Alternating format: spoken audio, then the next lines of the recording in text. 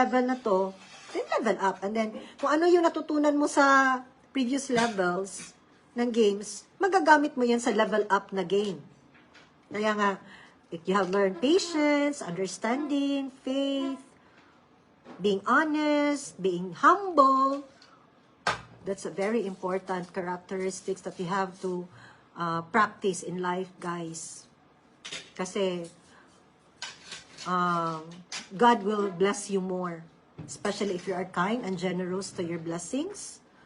Kasi nga, sabi ko nga hindi natin madadala kung ano yung meron tayong material na bagay dito sa mundo. We cannot bring it when our mission in life has ended.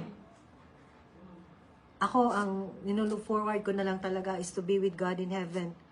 Yun ang motivation ko talaga. So you do good para good lang din ang babalik sa'yo. Yun nga lang, being human, sometimes really, yung emotions ko about anger, jealousy, sadness, sometimes will take over. Yun nga, you have to surrender it to God para yung mga good vibes, positive vibes, good values, you can practice it, and you can also influence other people to be good. Dito pa naman sa mundong